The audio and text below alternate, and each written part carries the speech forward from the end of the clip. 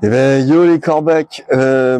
Alors, avant de commencer, parce que là, j'ai l'intention de vous faire encore une lecture de petits échanges que j'ai eu, encore une fois sur la chaîne de la Tronche en Biais. Bon, c'était pas fait exprès, mais ça s'est fait comme ça.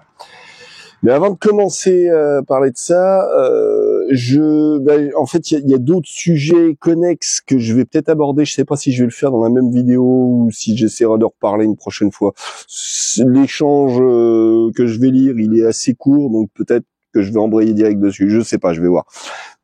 Mais avant ça, moi j'adore ce genre de ce que j'appelle des coïncidences cosmiques. J'aime bien le terme, je trouve c'est rigolo, c'est à la fois ésotérique et en même temps tout à fait concret, puisque c'est des choses qui m'arrivent dans mon quotidien, mais je vois des coïncidences avec quelque chose qui me touche à ce moment-là, donc c'est pour ça que j'aime bien parler de ça comme ça. Mais n'y voyez pas de trucs mystiques, j'en sais rien. Ça se trouve, peut-être que c'est Dieu qui me parle. Hein, je sais pas, il est pas venu me le dire lui-même dans le creux de l'oreille. C'est juste une coïncidence que j'observe. Voilà. Point. Non, là, la coïncidence en question, c'est donc je viens de. Il y a cet échange là dont je vais vous parler, et tout en faisant ma couture, mes bricolages, tout ça, j'écoute YouTube et je tombe sur une vieille vidéo de Astronogie. Encore lui, ouais, décidément j'aime bien, donc forcément je retombe sur ses vidéos, je les réécoute avec plaisir, tout ça. Et en fait, c'était une histoire de drama qui s'était passée, alors il y a un peu plus d'un an de ça, je crois maintenant, avec le milieu zététicien. Cet élitisme, justement, c'est un des sujets dont je voudrais parler là. Et du coup, voilà, il raconte un petit peu son clash, la façon dont ça s'est passé, tout ça. Et donc, bon, voilà, ça m'a évoqué des tas de trucs, hein, forcément. Moi, ça me touche personnellement, parce que j'ai l'impression aussi d'être confronté quelque part avec ce genre de dogmatisme qui, moi, me casse les couilles. Mais suite au visionnage de cette vidéo, j'en ai visionné une autre. Et alors toujours, donc là, c'était pas du Astronaut Geek, c'est cette chaîne dont je vous ai déjà parlé aussi, Parole de philosophe, chaîne que j'aime beaucoup, vraiment beaucoup. Il a une façon d'expliquer la philosophie que j'aime beaucoup et que je trouve très pertinente. Et voilà. Bref, j'aime beaucoup cette chaîne. Et je suis tombé sur une vidéo où il expliquait la philosophie de Montaigne. Alors encore une fois, comme la plupart des vidéos que j'ai pu entendre de lui, j'ai trouvé pertinentes et vraiment très très percutantes, qui me parlaient beaucoup à ce que j'ai de plus intime en moi. Et il se trouve que la philosophie de Montaigne, donc dans la façon dont il en parle, il fait référence à des tas de choses, donc notamment au scepticisme, hein, la zététique, le scepticisme, c'est bonnet blanc, blanc bonnet un petit peu, hein, mais bon. Et surtout, il faisait référence à un truc. Donc Montaigne, il est surtout connu pour ses essais, les essais de Montaigne. Et alors, ça peut parler, le terme d'essai en matière de littérature, peu de gens savent ce que ça veut dire. Et en fait, moi-même, bon, je suis pas un littéraire. En vrai, je lis, je sais pas, j'ai peut-être lu 100 bouquins dans ma vie, peut-être un petit peu plus éventuellement. Sinon, j'ai lu des articles, j'ai lu des tas de trucs, mais des bouquins en soi, des romans, mais pas tant en vrai. Hein. Je suis pas un lecteur, hein. Pas même dans le genre Hannibal. Petite blague. J'aime bien l'humour. J'aime l'humour. Non, mais par contre, le truc, c'est que ces histoires d'essais, En fait, souvent, je vous dis que dans mes vidéos là que je tourne, je vous dis que je suis pas satisfait de ce que j'ai fait, mais bon, je le publie quand même. Tant pis, battage, on verra bien. Et puis de toute façon, je sais bien que je vais dire des conneries, mais bon, le monde il est comme ça, il est imparfait. On fait ce qu'on peut. C'est compliqué, c'est difficile. Et que des fois je commence à partir sur une idée et puis j'oublie la fin de ce que je voulais dire, alors bon tant pis, ça sera pour la prochaine fois. Et c'est ça les essais en vrai. je l'avais déjà entendu cette vidéo, mais je me rappelais même plus en fait. J'avais trouvé ça percutant. Je m'étais dit waouh super, ça me cause. Hein. J'avais complètement oublié le sujet vraiment Et en fait je me rends compte.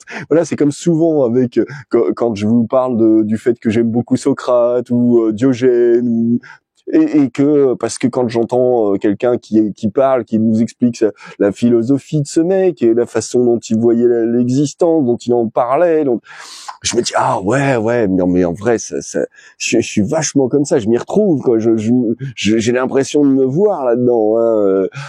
Et bon voilà, moi ensuite ça me reste vaguement comme ça l'idée en tête parce que je sais que ça me cause, que je suis un peu comme ça aussi. Mais j'oublie pas je me souviens pas forcément en détail de ce que ça représente, de ce que ça signifie.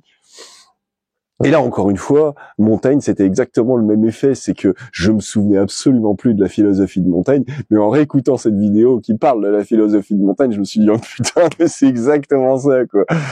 Donc, voilà. C'est pour ça que je vous dis souvent que je me reconnais dans des tas d'aspects de ce que d'autres auront dit, fait par le passé, et que je pense qu'en fait, voilà, moi, je dis ça pour moi, mais bien souvent, et on me l'a reproché ça.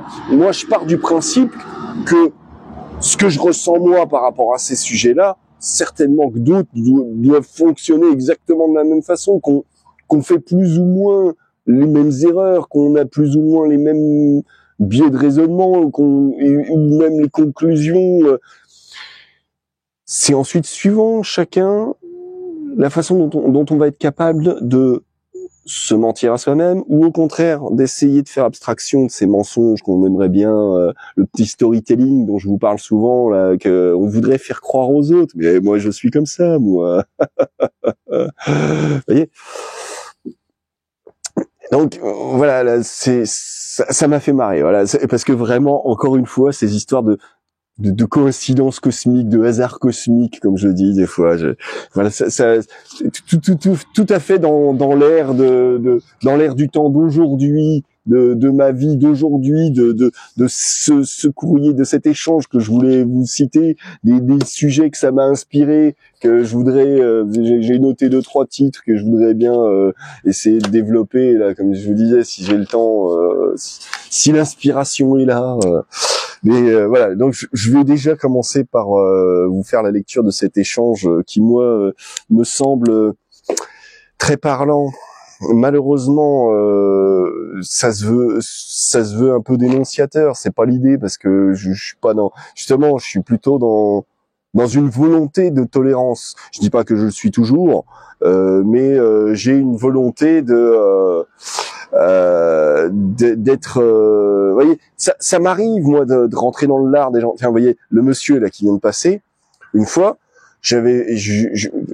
c'est tout bête, hein, c'est un voisin, hein, je le connais à peine cet homme-là, hein, je sais pas qui c'est, ce qu'il est dans sa vie, je connais 2-3 bribes de son existence, mais point, pour moi c'est ni un mec bien ni un connard, je le connais pas, hein. Limite je pourrais avoir des a priori parce que pendant des années, je l'ai croisé en me baladant ou quoi, c'est à peine s'il dit bonjour, c'est à peine, vous voyez, c'est pas très engageant, hein. Puis bon, j'ai eu l'occasion de discuter avec sa femme, vite fait, voilà, je fais une petite parenthèse, hein, pardon. J'ai eu l'occasion de discuter avec sa femme, très gentille dame, en fait, bon, je vais pas rentrer dans le détail, je vais pas me perdre encore en détail, mais, et du coup, bon, par contre, une fois, je voyais que là, il y a un petit chemin juste à côté de chez lui. En fait, ça fait un petit chemin entre sa propriété, qui est clôturée, et une haie. Et sur cette haie, en fait, enfin dans la haie, il y a plein de ronces. Et donc là, à l'automne dernier, on est allé récolter des mûres avec ma mère pour pouvoir se faire des confitures, parce que en fait, c'est déjà, elles sont très bonnes à cet endroit-là. Et en plus de ça, puis donc en plus il y en a plein, vraiment, c'est une mine. Et en plus de ça, le truc, c'est que c'est l'année où on est arrivé ici, donc il y a 30 ans de ça, avec ma mère. Quand on est arrivé ici, et ben une des premières choses qu'on a fait, parce que on est arrivé genre fin août, un truc comme ça. Une des premières choses qu'on a fait, on est allé au mur, on s'est ramassé les murs, on s'est fait de la confiture. Donc ça faisait en fait depuis cette année-là qu'on n'avait jamais ramassé au même endroit exactement, parce que il y avait pas, parce que des fois il y a des murs à un endroit, des fois il y en a pas, voilà, pour plein de raisons. On n'y était plus retourné, puis comme il y avait eu la baraque qui s'était construite entre-temps, voilà, on n'y était plus retourné. Mais là cette année, en passant devant, j'ai vu que c'était blindé et tout. On est allé se prendre les murs. Et peu de temps après ça, genre une semaine ou deux, voilà que je passe devant, il avait grillagé. Je me suis dit putain, mais il est gonflé quand même. Alors du coup, j'ai fait ma carène un petit peu. Hein, j'avais mentionné les carènes. Pour ceux qui savent qui sont les carènes, j'ai fait ma carène en fait. Mais je suis pas un connard comme une carène justement. C'est ça la différence. C'est je m'auto-critique en disant ça. Mais je suis pas une carène en vrai, parce qu'une carène, elle reste bloquée dans sa connerie et elle veut pas en sortir parce que ça serait admettre qu'elle a tort et qu'elle s'est conduite comme une conne. Vous voyez, c'est ça une carène. Hein. Donc non, j'ai fait ma carène dans le genre, je suis allé lui taper l'embrouille un petit peu, lui dire non, gonflez quand même là, vous squattez le petit bout de chemin là, ça vous dérange en quoi que les gens ils puissent venir ramasser les murs et tout ça. Je tape un peu l'embrouille quoi. Mais je suis pas un connard, je vais pas foutu mon poing dans la gueule. On s'explique. Et il m'a expliqué qu'en fait, il avait raison, parce que, simplement, il a échangé avec la mairie ce petit bout de terrain qui servait à rien à personne, pour quelque part le préserver, c'est chez lui, il y aura pas de pesticides, il y aura pas de dégradation, il y aura, c'est la haie, qui donne, avec le pré d'à côté, il le préserve. Il l'a échangé avec la mairie contre un bout de terrain qui lui appartient et que la mairie lui avait demandé de pouvoir réquisitionner. Donc ils ont fait un échange. Donc en fait le mec il était tout à fait dans son droit. Bon, si je crois ce qu'il me dit, hein, je l'accuse pas de mensonge, je sais pas moi ce qu'il en est réellement. Hein, j'ai pas vu les papiers signés, mais vous voyez, on s'est expliqué simplement. Point. Je suis allé effectivement, ouais, bon, lui taper l'embrouille vite fait et gentiment, hein. Mais j'ai quelque part joué le citoyen concerné.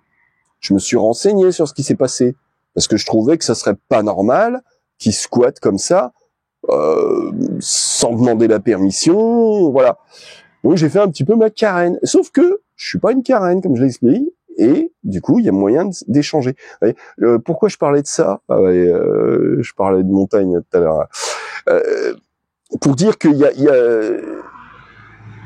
comment dire, qu'on peut faire des essais. J'ai essayé de voir ce qui se passait. Je me suis rendu compte que c'était pas légitime de ma part de vouloir lui taper l'embrouille pour ça. En fait, il était dans son bon droit. Mais au moins, je suis pas resté dans le vous avez vu moi j'en parle avec mes amis, vous vous rendez compte, c'est un connard, il squatte le terrain municipal sans rien demander à personne. J'ai pas fait dans le dans ce côté vilipenderie et ragot parce que je me suis fait mes petits films dans ma tête. Non, je suis allé demander des explications, j'ai obtenu des explications qui m'ont paru satisfaisantes. Point. Voilà, on est restés bons amis et là maintenant on se croise, bonjour. Il sait qui je suis, je sais qui il est. Ça nous a au moins donné cette opportunité de faire connaissance. Et on s'est quitté sur un sourire cette fois-là et depuis, voilà, c'est cool. Et Pas toujours nécessaire de se taper l'embrouille. Hein. Bon, je sais plus exactement pourquoi est-ce que je parlais de ça. C'était une parenthèse pour donner un exemple de voilà. Soyons cool dans notre façon de faire. C'est normal de jouer les citoyens concernés, mais c'est pas normal de ne pas vouloir laisser sa chance à l'autre de s'expliquer. Voyez. Faudra que ouais, j'ai d'autres sujets là, bien d'actualité que j'aimerais bien en reparler. Bon, ça sera sûrement l'objet d'une autre vidéo parce que là, je vais déjà me concentrer sur le sujet du jour. Donc sur YouTube, je suis tombé sur une vidéo donc de la chaîne La Tronche en Biais. Et la vidéo en question, elle était vachement pertinente et justement ça recolle avec des sujets que j'ai déjà abordés sur ma chaîne, c'est-à-dire par rapport à ces histoires de complotisme, d'anti-vax. Donc, je suis pas trop rentré sur le sujet de l'anti-vax, mais sur le complotisme, voilà notamment. Et donc le titre de sa vidéo, c'est 2 types distincts d'opposition au vaccin. Très bien. Et le sujet qui était traité dans la vidéo, moi je trouvais qu'il était pertinent et qu'il était bon sujet de réflexion. C'est pertinent de s'interroger sur ce sujet. Mais alors je sais plus comment ça m'est venu précisément, mais en gros, et c'est en ça que j'étais pas d'accord parce que on peut être d'accord avec un sujet, mais ne pas être d'accord avec la façon dont le sujet est traité. Et moi, je lui disais donc en réponse à sa vidéo, justement, la moquerie à l'égard du complotisme me semble être contre-productive aussi et devrait se transformer en pédagogie. À force de dénigrer, on renforce le sentiment d'appartenance et on pousse au renfermement. Vous voyez, c'est un petit peu ce que j'ai essayé d'expliquer là ces derniers temps dans les vidéos où je vais aborder le complotisme, en disant que justement je suis pas d'accord moi avec cette façon de les complotistes, quelle bande de connards. Hein? Eh non, putain, c'est pas comme ça qu'on fait changer les gens, bordel. C'est pas en se foutant de leur gueule. S'ils disent de la merde, eh ben très bien, expliquons-leur pourquoi c'est de la merde. Mais arrêtons de se foutre de la gueule du monde. On fait que diviser là. Qu'est-ce qu'on fait? C'est quoi le but? C'est de se foutre de la gueule des uns et puis nous on est mieux dans notre camp. Hein. Ouais, c'est le sujet que j'aborderai dans une prochaine vidéo si j'ai pas le temps dans celle-là. Ça fait déjà 17 minutes et j'ai à peine commencé la lecture. Bref. Et donc lui, il me répond. Et donc là, c'est contrairement à la vidéo que j'ai enregistrée hier, je crois. C'est pas un de ses fanboys qui me répond. Non, là, c'est lui-même qui me répond. Ok. Et il me dit, ridiculiser les idées ridicules reste un droit et en partie un devoir, parce que globalement, ça marche. La réactance existe, mais elle n'est pas assez conséquente pour qu'on s'interdise de porter la critique là où elle nous semble utile sur le moment. Il y a du vrai, il y a du faux hein, dans ce qu'il dit là. Moi, je vais lui répondre. Alors, il y en a un autre qui lui répond. Donc, ranger dans la catégorie anti ou conspi tous ceux qui n'adhèrent pas à vos idées reste un droit et en partie un devoir, entre parenthèses, parce que globalement, ça marche. Voilà, ça c'est un des points que je trouve non, ça c'est pas vrai. Hein. Le globalement ça marche, je suis pas d'accord non plus. Hein. Ah oui, ça marche du tonnerre pour encourager aux discours extrêmes, à la division, à la colère, à la méfiance et au chaos social. Continuez encore à creuser votre trou qui mène au fin fond de l'entonnoir. Bon, je suis pas sûr de comprendre la métaphore là, mais voilà, je suis d'accord avec ce qu'il dit. Hein, c'est exactement ce que j'expliquais juste avant. C'est encore plus de division, quoi. C'est on se fout de la gueule. Nous on est des élitistes. Nous on sait. On a le snobisme de se croire meilleur que les autres. Hein. Ben nous les zététiciens ou nous les ceci ou nous les complotistes. C'est le même mépris que des uns par rapport aux autres et inversement. Et c'est de ça dont je vous parle tout le temps en vous disant qu'il y en a marre de ces conneries. c'est pas comme ça qu'on va renouer le dialogue et qu'on va repartir sur de meilleures bases et qu'on va surtout mettre de côté les idées fausses pour garder ce qui est bon, ce qui est valide. Hein. Donc voilà, non, moi je suis d'accord avec ce que le mec il répond là. Alors il y en a un autre qui répond, ça n'est pas ses idées. Sans déconner. Alors moi je lui ai répondu. Alors je sais pas chronologique là pour le coup parce que ça je lui ai répondu seulement le lendemain et il y avait d'autres réponses qui s'étaient intercalées entre-temps. Donc moi à celui qui répond ça n'est pas ses idées. Je lui dis ce ne sont peut-être pas ses idées, mais ce sont celles auxquelles il adhère. Tout comme tu prends sa défense car tu lui accordes du crédit. Ah oui, hein. Alors il y en a encore un autre qui répondait par contre, il n'y a pas de problème quand les complotistes se sentent supérieurs en insultant ceux qui ne croient pas en leur bullshit et de moutons et autres joyeusetés. Leur agressivité et leur arrogance ne donnent pas du tout envie de faire les bisounours avec eux. Donc en gros, il nous explique que la vengeance, c'est légitime. Voilà, encore un connard. Hein, je suis désolé, mais je ne suis pas d'accord. Merde à la vengeance. Putain, justement, je parlais du fait qu'il y aurait un autre sujet d'actualité. Voilà, merde à la vengeance. Vous allez voir, vous le comprendrez quand je le sortirai. Alors là,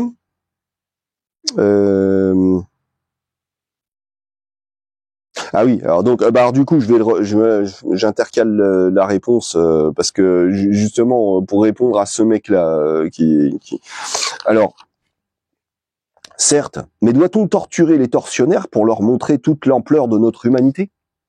Hein? Merde à la vengeance, OK?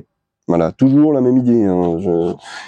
Vous verrez, hein, si vous suivez un petit peu mes vidéos, ça se tient, hein, mon discours. Hein. Je change pas de ligne éditoriale en fonction de la mode du jour. Hein. Je reste tout le temps dans la même optique. Alors bien sûr avec mes imperfections, et les aléas du quotidien. Voilà, oui, mais en gros, je garde un peu le même discours tout le temps, quoi. Hein. Donc bon, là je réponds à la tronche en biais, donc la tronche en biais qui disait ridiculiser les idées ridicules reste un droit et en partie un devoir parce que globalement ça marche. Je suis pas d'accord. Moi je lui réponds. Un enfant qui croirait qu'un vieux monsieur lui apporte des cadeaux pour Noël, doit-on l'humilier pour qu'il retienne la leçon? Je pense qu'il existe d'autres façons de procéder. Moi je mets toujours en avant la pédagogie. Hein. Plutôt que la répression, la vengeance, le foutage de gueule. Hein, ouais. Et alors donc, oui, non mais évidemment, la zététique normalement, c'est censé être une façon de faire le tri entre ce qui est comment dire rationnel de ce qui ne l'est pas, comme raisonnement à tenir, hein, comme ligne de pensée à suivre. Mais en vrai, ils s'en servent un petit peu comme ils se servent de leur rhétorique, comme Schopenhauer quand il écrivait son livre. Comment c'était le titre de son bouquin? En gros, c'est comment avoir toujours raison. Voilà. En gros, peu importe la validité d'un argument, ce qui compte, c'est de donner l'impression à son auditoire qu'on a raison. Voilà. Ce qui compte, c'est pas de convaincre celui qu'on a en face, c'est de convaincre le public que c'est moi le plus balèze, c'est moi que j'ai raison. Je mérite une médaille. Hein. La médaille du plus gros connard de l'univers, comme il dirait dans South Park. Hein. Il parlait pas de médaille, mais voilà. Et c'est exactement ça que la zététique, c'est chier dans les doigts. Hein. Donc lui, voilà, hein, pour illustrer ce que je viens de vous dire à l'instant. Vous comparez les gens à des enfants de 5 ans et vous prétendez que c'est moi qui les humilie. Non, c'est passé complètement à côté du propos que je tenais. C'est pas l'histoire de comparer les gens à des enfants de 5 ans. Hein, je vais vous répondre. Moi, qui lui réponds, donc tu estimes légitime d'humilier quelqu'un dont l'intelligence ne dépasserait pas celle d'un enfant de 5 ans? Moi, si je parle à un trisomique, je me fous de sa gueule. Je lui dis, mais t'es un gros mongol, quoi. Hein, bah oui, il est plus bête que moi, donc j'ai le droit de me foutre de sa gueule, de l'humilier, hein, de lui marcher sur la gueule, hein, de chier sur son cerveau, hein, de mongolien, hein.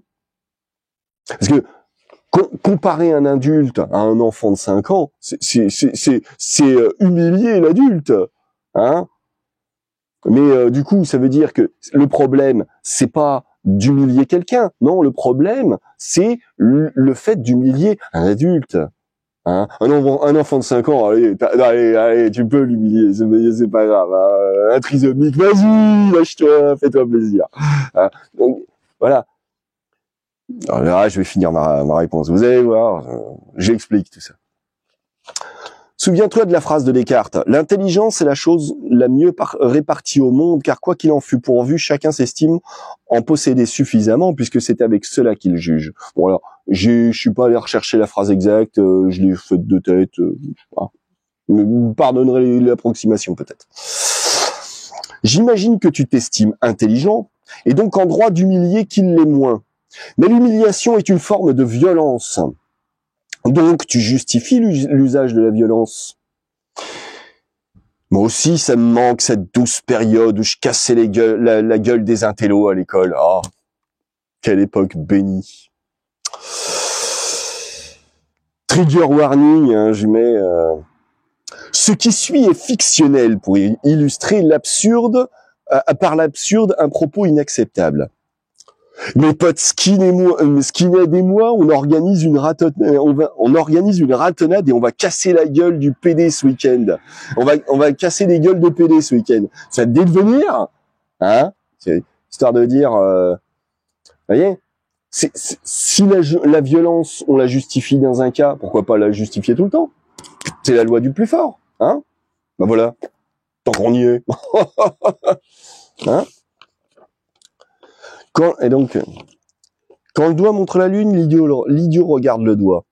En retournant mon argument pour prétendre que c'est moi qui humilie les gens parce que je compare des situations là où tu ne veux y voir qu'une comparaison entre des adultes et des enfants, tu ne fais que détourner l'attention du vrai problème que je pointe du doigt pour faire oublier l'ineptie que tu prônes comme légitime. Il est immoral de vouloir humilier qui que ce soit. Point d'exclamation. Et contrairement à ce que tu affirmes, c'est contre-productif. N'importe quel expert en pédagogie ou bien en psychologie te le dira. Vouloir affirmer de telles choses te fait sortir de ton domaine de compétences. Doit-on faire circuler des pétitions, écrire à ton université et faire du lobbying pour t'interdire toute intervention médiatique? Là, je fais référence à la lettre, à l'échange que je vous ai lu dans la vidéo que j'ai enregistrée hier. Non, car bien que je ne sois pas d'accord avec ce que tu dis, je me battrai jusqu'à la mort pour que tu aies le droit de l'exprimer. Une petite référence, alors qu'elle n'est pas vraiment du Voltaire. En fait, je l'avais déjà mentionné dans ce que j'ai enregistré hier. Enfin bref. Et comme disait Brel, dans une très belle chanson, j'adore cette chanson, Fernand. Et puis, si j'étais le bon Dieu, je crois que je serais pas fier. Je sais, on fait ce qu'on peut, mais il y a la manière. Bordel de merde. Bon, ça, c'est de moi, ça. Il y a la manière, putain. Sans déconner. Comment un mec qui se veut, ouais, je reprends les mots d'Astronaute Geek dans la vidéo. Alors, je sais pas si c'est de lui dont il était question. Honnêtement, j'ai l'impression que oui. Je pense. Je suis pas sûr. J'étais pas enfin je suis pas tous les dramas et les conneries qui se racontent dans le milieu, que ce soit de la zététique ou j'en sais rien. Moi, je m'intéresse à tout. Moi, peu importe que ce soit de l'astronomie, que ce soit de la philosophie, je m'en fous. Moi, ce qui m'intéresse, c'est ce qui m'intéresse. C'est les sujets qui m'intéressent. C'est les gens parce qu'ils sont intéressants dans la façon dont ils en parlent. je m'en bats les couilles moi de la méta et de leur petit pignolage pour savoir ce qui est autorisé ou pas autorisé à dire, à faire, se branler les couilles. Je m'en bats moi. C'est pas ça m'intéresse pas moi. Puis je saurais même pas où chercher. Puis j'ai pas que ça à foutre que de réserver mon vendredi soir pour pouvoir. Je sais même pas où est-ce qu'ils ont leurs échanges. Discord peut-être. Balek. Enfin voilà, donc ouais, tout ça pour dire que je vais peut-être essayer de parler vite fait de justement de ces sujets connexes que j'avais à aborder à côté de ça. Vous voyez, c'est justement ce genre de mec là donc la tronche en biais là en fait il me déçoit là j'avais une meilleure estime de lui que ça là le côté je trouve qu'il manque énormément de jugeote par rapport à ça parce que si c'est bien de lui dont il était question dans cette histoire de clash avec Astronogeek et compagnie là, bah pour le coup il se pose comme un parangon de vertu. Qu'est-ce que j'entends? C'est bizarre. Donc je reprends les mots d'Astronogeek, de parangon de vertu, hein, pour ceux qui ne savent pas, c'est donc alors parangon, je sais plus dans quoi je sais pas si c'est pas dans la mythologie grecque. Enfin bon bref, c'est en gros c'est quelqu'un c'est un donneur de leçons qu'on pourrait dire. C'est le mec, le chevalier blanc dont j'ai déjà parlé des fois. C'est ce côté le gars qui s'estime en droit de dire ce qui est acceptable ou ce qui n'est pas parce que lui il sait, voilà, lui il sait ce qui comment dire ce qui colle à la science, à la vraie science, hein, ou ce qui n'en est pas. Voilà, comme ce que j'expliquais hier là dans l'échange que j'ai lu hier. Voilà. Bah, sauf que je suis désolé, mais c'est pour ça que je dis tout le temps, j'emploie tout le temps cette expression, laisser sa porte ouverte, hein, pas fermer la porte, que ce soit à ses opposants politiques, philosophiques, peu importe. Faut garder le dialogue, l'échange possible. Parce qu'à partir du moment où l'échange n'est plus possible, c'est quoi la seule issue? C'est la guerre et l'extermination. Bah, je suis désolé, mais moi, je suis pas d'accord avec ça. Et donc, justement, pourquoi est-ce que je suis pas d'accord avec cette façon de ridiculiser celui avec qui on n'est pas d'accord, vouloir le faire passer pour un con? Vouloir faire passer les autres pour des cons, c'est quelque part une façon de leur interdire la parole, hein. Parce que si moi je suis plus populaire que toi, eh ben je vais pouvoir me permettre de te priver du droit de parole ou du droit de réponse, hein. Et dans ce cas-là, c'est le début du totalitarisme, hein. C'est ce que j'appelle les fachos quand j'en parle. Les gens qui vont se conduire de cette façon-là, à vouloir interdire, empêcher toute parole divergente. Voilà. Non, moi je suis pas d'accord. Comme je disais en citant Voltaire, qui n'est pas vraiment cité du Voltaire en vrai. C'est une extrapolation apocryphe de Voltaire. Mais voilà, c'est en disant que parce que la phrase apocryphe en question c'est je suis pas d'accord avec ce que vous dites mais je me battrai jusqu'à la mort pour que vous ayez le droit de le dire. Ouais, quand j'entends moi des gens que ce soit des mélanchonistes ou d'autres qui disent que il faudrait interdire les mouvements d'extrême droite ou je sais pas quoi, ils devraient même pas avoir le droit de s'exprimer. Voilà. Facho. Facho, les gens. Vous êtes des fachos, que vous le vouliez ou non. Peut-être pas des fachos d'extrême droite, vous êtes des fachos d'extrême gauche, mais voilà, pareil. Vous êtes des staliniens, des stalinistes, si vous voulez. Hein, si vous préférez le terme, hein, à celui de facho, mais vous êtes des fachos. Staline était un facho, Hitler était un facho, Mussolini était un facho, et Mao était un facho. Voilà. C'est les mêmes. C'est les mêmes. Ils sont interchangeables. Ils présentent pas exactement les mêmes idées, mais c'est la même merde. C'est la même merde.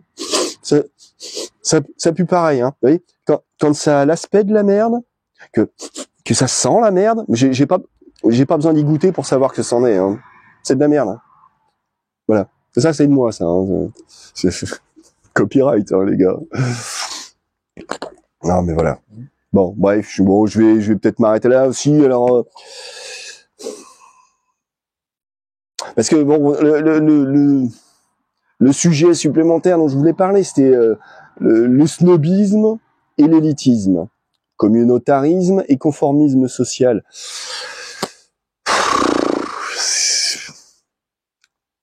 On en revient là quand par rapport à ce que je viens de faire comme lecture là, mais bon, là, je crois que je vais m'arrêter là quand même. J'aurai l'occasion de revenir sur ces sujets-là parce que c'est fréquent que je me retrouve finalement confronté, et dans la vie de tous les jours, on a ça. Là, en l'occurrence, je crois que le snobisme et l'élitisme, vous le voyez bien, quoi. C'est dans ce que je viens de citer, c'était flagrant.